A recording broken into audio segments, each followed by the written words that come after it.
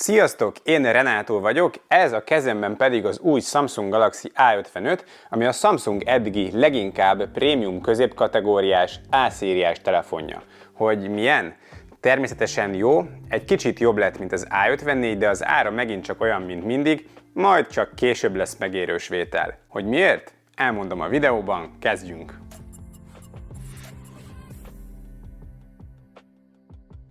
Nézzük a kicsomagolást. Letépős módszer, ahogy a nagyoknál. A dobozban felül van egy kisebb doboz, benne egy fehér töltőkábel és pár papírmunka, alatta pedig egy papírcsomagolásban van a telefon, és ennyi, mondhatni szokásos Samsung, nincsen tok, se töltő. Nézzük a telefont. Alumínium a kerete, Gorilla Glass a hátlapja, és Gorilla Glass Victus Plus a kijelzővédő üveg. Az alu keret az nagyon szépen ilyen szálcsiszolt megoldással van kidolgozva, nagyon kellemes a tapintása, minőségi prémium telefonnak érződik, és súlya is van rendesen, pedig ugye csak a középkategóriáról beszélünk. Az összeszerelés hibátlan, nagyon jó kézben fogni, az idén az A-szériánál megjelent oldalsó dudor miatt még stabilabban is lehet kézben tartani.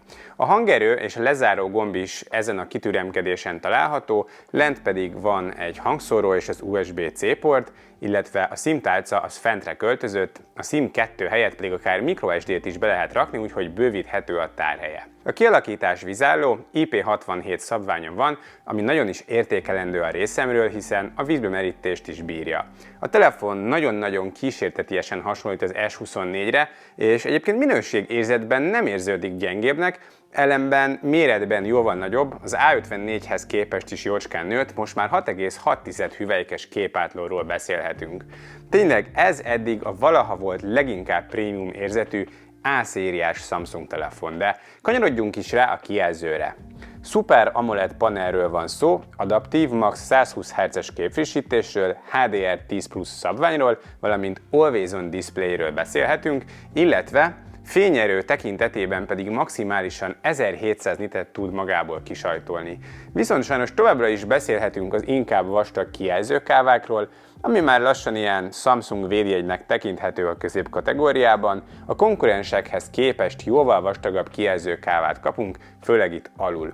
Ettől eltekintve viszont remek a panel, éles a képe, nagyon szépek a színek, remek a mozgás megjelenítés és a kontraszt is. Ami tartalmat nézünk rajta, az szuper jól néz ki, tényleg teljesen szuper, de azért specifikáció alapján pár konkurens azért rálicitál, de a felhasználók nagyon nem látják a többlet pixeleket, vagy a HDR10 Plus és a Dolby Vision közötti különbségeket, szóval kijelző fronton remek, leszámítva a vastagabb kávákat, ez ugye kit zavar, kit pedig nem. A kijelző alatt van az optikai új lenyomatolvasó, ami gyors, pontos, jól használható. Hangzás terén sztereót kapunk, teljesen jó hangzást nyújt, szépen szól és van némi mély hang is, tartalomfogyasztásra ez a kijelző és ez a hangzás bőven szuper. Hardware terén Exynos-szal van dolgunk, Exynos 1480, ami egy friss, modern chipset.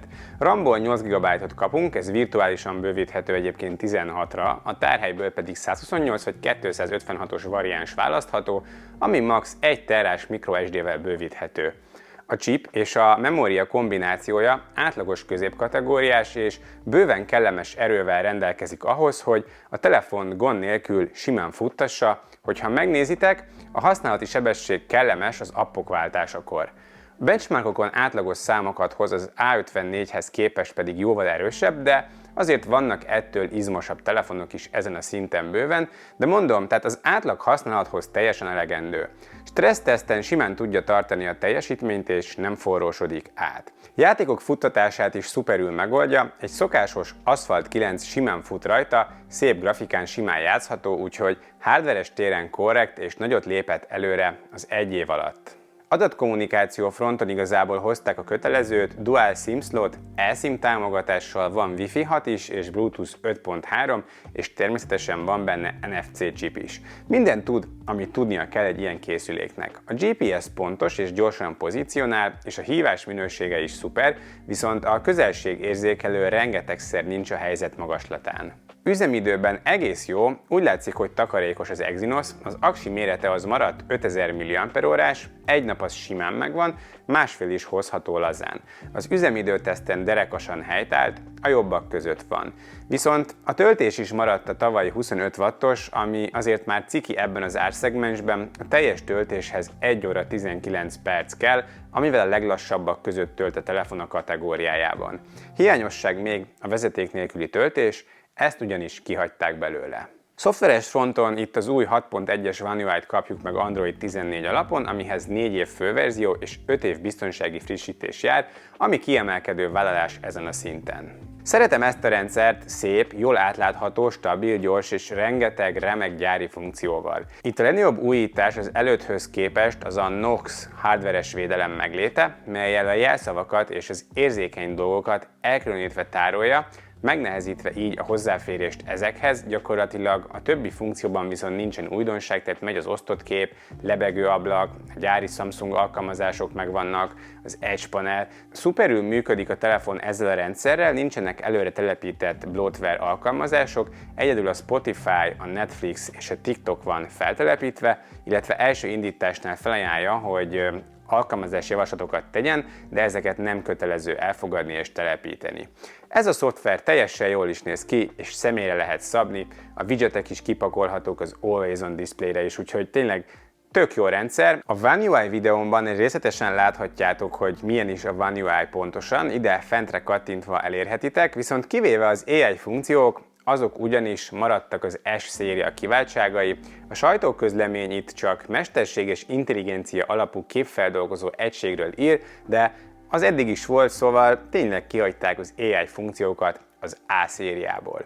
De mondom, összességében a szoftver kiváló és jól használható, és jól fut ezen a hardveren. Kamerák, na itt aztán nem erőltették meg magukat, a kamera hardware ugyanis egy az egyben át lett emelve az A54-ből. 50 megapixeles elsődleges, 12 megapixeles ultraszéles és 5 megapixeles makro, az előlapon pedig egy 32 megapixeles egység végzi a szelfizést. Hát a makrot szerintem el lehetne hagyni nyugodtan, ultraszélesből meg mehetne bele egy 50 megapixeles, mint a Nothing Phone 2A-ban. Én nem hiszem, hogy bárki is panaszkodna a makró hiányára. A kamera app egyébként jól használható, rengeteg plusz funkciót ad, és Pro módra is van lehetőség. A fotók egész gyorsan készülnek, és gyorsan fel is dolgozza őket a telefon. Nézzük a képeket. Az elsődleges fotói jók, jó fényviszonyok esetén. Szépek a színek, jó a vonalélesség, a részletesség, a dinamika, igazából patika fotókat lehet vele csinálni. Van kétszeres szenzorzoom, simán használható. Az ultraszéles jó nagy látószöggel, szép színekkel és dinamikával dolgozik. A képe éles, de a fotók szélein látható a részletvesztés, de egyébként egészen jó darab. A makro a 2 megapixeleseknél nyilvánvalóan jobb, használható fotókat készít, de szerintem jobb lenne inkább egy autofókuszos ultraszéles erre a feladatra. A portrékban ügyes a telefon, a háttér elválasztás kicsit mesterségesen néz ki ugyan néha, de a színek, valamint a részletek rendben vannak. A selfie-ben nagyon erős a készülék, jó a részletesség, a színek és a dinamika. Éjszaka az elsődleges egészen jó, de azért az expót nem mindig találja el, és azért van némi zaj a képeken, vagy a mozgó tárgyak esetén némi elmosódás. Például a jóval olcsóbb Nothing 2A szerintem jobb képeket készít éjszaka. Az ultraszélesnél jók a színek, viszont sötétebbek a felvételek, és azért zaj is észrevehető, ennél azért jóval jobb fotókat tudnak készíteni más telefonok ezen az árszinten. Videózni 4K 30 képkockával lehet maximum, és a videó minősége szerintem szuper ezen az árszinten, a felvétel minden téren tetszetős. A videóstabilizálás az A54-nél nagyon gagyi volt, ezt javították, itt az A55 teljesen korrekt már. Az ultraszélessel nappal teljesen jó felvételek készíthetők, ezzel nincsen semmi probléma. Éjszakai felvételek esetében jelentős a zaj és az elmosódás, eléggé középszerű ebben a telefon. Az ultraszéles felvételei pedig sokkal sötétebbek, a részletek elvesznek, ebben kifejezetten gyenge a készülék. A kamerás képességek összességében jók, de éjszaka azért mind a fotók, mind a videók terén gyengébb, mint a vetélytársai.